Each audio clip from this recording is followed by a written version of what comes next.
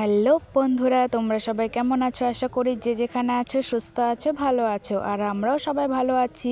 তো সকালবেলা থেকে আজকে কোনো কিছু তোমাদের সঙ্গে শেয়ার করিনি, কারণ আজকে দিদা বানাচ্ছিল পিঠে। তো ভাবলাম এইগুলি শেয়ার করি, রোজ তো দেখাই কী রান্না করি কী খাই। তো এখানে মুগ ডাল সিদ্ধ করে রেখে দিয়েছে, তো এটা এখন আমি করছিলাম। এটা হবে মুগের পুলি। তো দেখো, মুগ ডালটাকে হাতের মধ্যে গোল করে নেব, নিয়ে নারকেলের পুর ভরে নেব। ভাইকে বলেছিলাম যে ভিডিওটা করে দে, একটুখানি করে দিয়েছে, পরে আর কিছু করে দেয়নি ও, মানে তোমাদের সঙ্গে পরে আর কিছু শেয়ার করতে পারেনি। এরকমভাবে গোলও করা যায়, লম্বাও করা যায়, তোমরা যেভাবে পারো, মানে যেমনভাবে যার পছন্দ সে তেমনভাবে করে। তো দেখো, সমস্ত কিছু করা একদম কমপ্লিট হয়ে গেছে। সমস্ত কিছু করা সব আমি করেছি, দিদা পরে এসে কয়েকটা করে দিল। তো আর এখানে মামা ভাজছিল গোকুল পিঠে।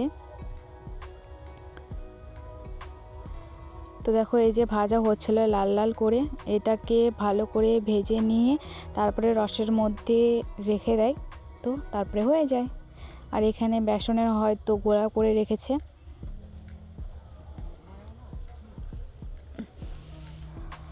মানে এটা সন্দেশ দিয়েও হয়, আবার নারকেলের ওই পুরটা দিয়েও হয়, যে যেভাবে খেতে ভালোবাসে। তো আমার নারকেলের পুরটা দিয়ে করছিল, দুধ দিয়ে জাল দিয়েছে, ক্ষীরের মতনই অনেকটা হয়েছে। তো ওটাই ভালো করে বেসন দিয়ে ডুবিয়ে নিয়ে তারপরে তেলে ভাজতে হয়, ভেজে নিয়ে তারপরে রসে দিতে হয়। এরকমভাবে গোকুল পিঠে আমাদের বাড়িতে করে।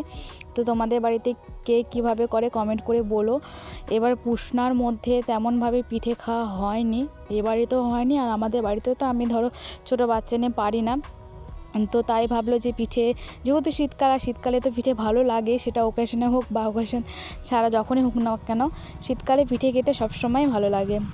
তো এই তো এখানে গোকুল পিঠে করছে। গোকুল পিঠেটা আমার তেমন বেশি ভালো লাগে না, কিন্তু মুগের পুলিটা আমার খুব সুন্দর লাগে খেতে। তো এখানে মামা পিঠে ভাজছিল, মামা পিঠে ভাজতে থাকুক, তোমরা ভিডিওটা দেখতে থাকো। তো গোকুল পিঠে ভাজা হয়ে গেছে, ভেজে রেখে রসের মধ্যেও ডুবিয়ে রেখে দিয়েছে মামা। আর এখন মুগের পুলিগুলো ভাজছিল, মুগের পুলিগুলো সেম ভালো করে তেলে ভেজে নিয়ে তারপরে রসে ডুবাতে হয়। আর প্রথমে মুগ ডালটাকে ভালো করে সেদ্ধ করে নিয়ে ভালো করে তারপরে হাতে মেখে পুর ভরে যেভাবে দেখালাম সেভাবেই করলো মামাও।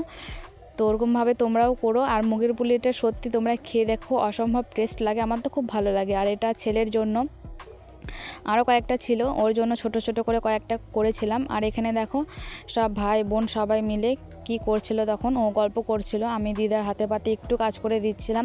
আর বোনের সামনে এসে ক্যামেরা ধরেছিলাম, তো বোন লজ্জা পাচ্ছিল, মানে আগের দিনে বলেছিলাম যে দেখবি তোর ভিডিও, আমি মানে তোর ভিডিও বানিয়ে ছেড়েছি, তো ওই দেখেছে, তো দেখে এখন মানে ভিডিও করতে যাচ্ছিল না, লজ্জা পাচ্ছিল।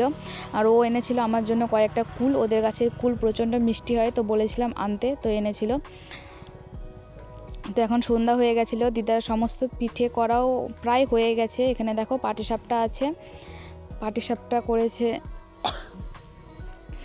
আর এখানে আছে মালপোয়া, অনেকে তেলের পিঠে বলে, অনেকে মালপোয়া বলে।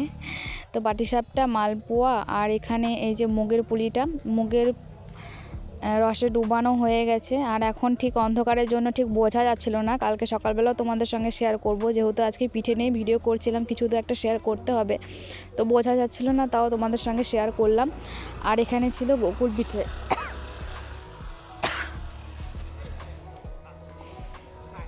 এই হলো আজকের পিঠে পুলির রেসিপি। তোমাদের কেমন লাগলো তোমরা কমেন্ট করে বলো।